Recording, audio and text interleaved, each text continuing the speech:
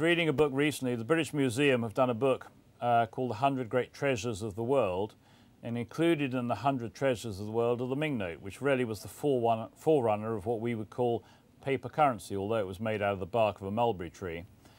And everybody presumes, it's a 14th century banknote, that these things are incredibly rare to find, very, very expensive. They're not. That's the nice thing about them. We've got 3 in this auction. They sell anywhere between about £2,000 and £6,000. Although we have sold one for about over £40,000 in the past, for an exceptional example.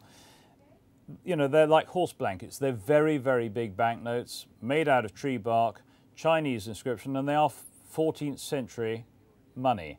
Now, what's not to like about something like that? And they're perfectly buyable too. You can buy one, as I said, £2,000, £2,500. Not that that's an insignificant sum, but you're buying, according to the British Museum, one of the great 100 treasures of the world.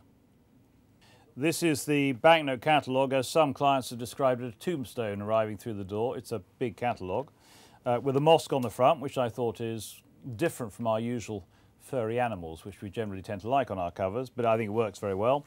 And look at that, beautiful Egyptian notes. This note here, for example, there are 2 types, one with a Rolat signature and one with a Palmer signature. Palmer is super rare, and this little note here went for £31,000, which again is a lot of money for a small piece of paper. But it's the sort of note that everybody in Egypt is looking for. Egypt's a very strong market. Again, it's the Middle Eastern market, if you like.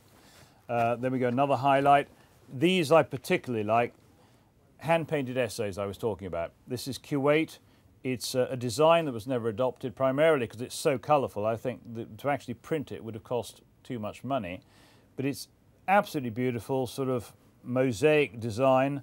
And that one was £11,000 for a hand-painted banknote. They're being recognised as beautiful things, and they are going for good money.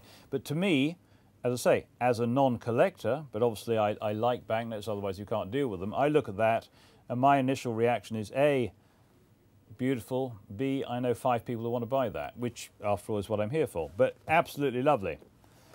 And I think one of the highlights, or the note I was particularly looking forward to seeing being sold, is a Qatar and Dubai Currency Board. Everybody now knows that everybody wants Qatar and Dubai. It's a 1960s note, it's a modern note, but they are remarkably difficult to get in nice condition, and you're aiming at a market that is very, very keen to buy them. So this is a note here which sold in the end for £29,000, which for a 1966 banknote is pretty good. But it's what everybody wants. And I have a feeling that the owner of this has the 25 dinar, which is supposed to be even rarer. So one hopes he'll be very pleased with that price. I know I would be. And we get the 25 to follow it up. But anyway, it's lovely, or maybe I think it's lovely because I know what it's worth, but it's a great note.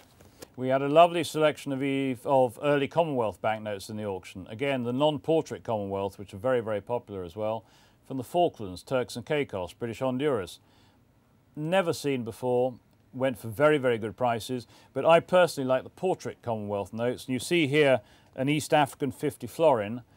You'll never get an issued one, it's a specimen. You'll never get an issued one. It was such a lot of money. It's probably like 6 months' wages for a labourer. Beautiful condition, and the head of George V at the top, and lovely colours. A really spectacular banknote. And that went for about £7,500. Personally, I think it should be worth a bit more, but that's still quite a good price. I was talking about photographs being a new area of collecting, if you like, for banknotes. Photographs of banknotes that were never made. If you've got a very keen collector who collects, for example, Romania, and he's got absolutely everything you can get, and you show him a picture of something that doesn't exist or he's never even heard of, I think they'd be interested. This photograph here sold for about £4,000, which again, for a photograph of a banknote, is more than most banknotes are worth. If I had the original note, of course, who knows what it would sell for? I don't, and it probably doesn't exist, because I think the printers took one look at it and thought, no, we're not going to do that, and it probably got destroyed, as a lot of these things did. So, essays fantastic, photographs fantastic. Good quality wallpaper is a tremendously good market, and we hope it continues. No reason it shouldn't.